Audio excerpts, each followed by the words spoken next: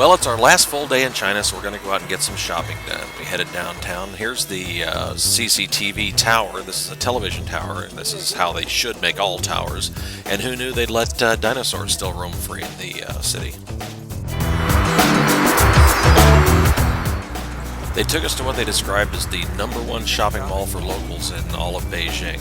Lots of stores, lots of neat items, and of course we went and found some jade, and you can see that on display now out at Marcy and Randy's house.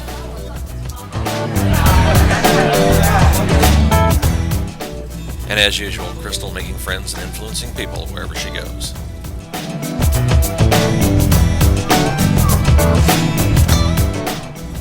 Lunchtime and a familiar face along with a familiar result like you saw in the title of this particular episode.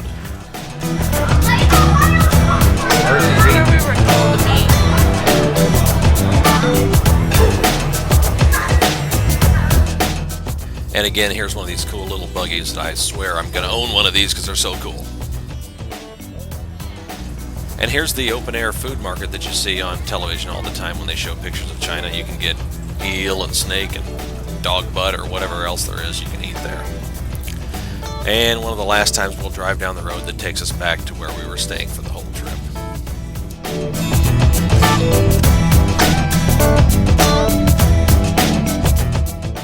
Final day here. This is the entrance to our cabin.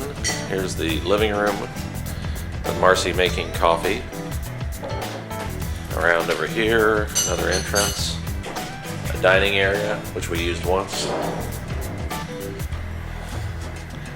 There's Joe and Julie's room. We were all emptied out. Here's me and Marcy's room.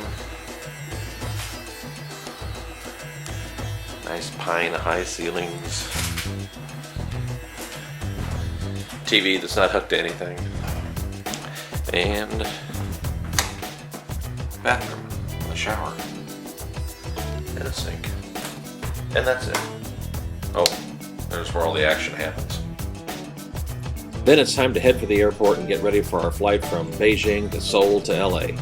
In the Seoul airport, when we got there, we found out that all the flight attendants had these neat stabilizers on their hats. You make me fun of my glasses. Internet. Hey, there's nothing there. And again, Crystal making friends and influencing people wherever she goes. This is her first airport romance.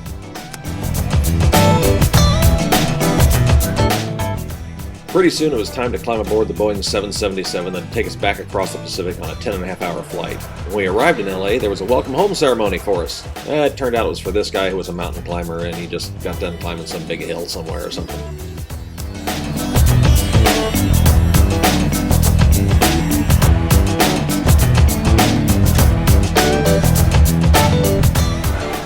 We met Mimi, Grace, and James in LA, who then took us over to a restaurant which, again, mysteriously looks like a Star Trek reference where they're building the new Enterprise for the movie.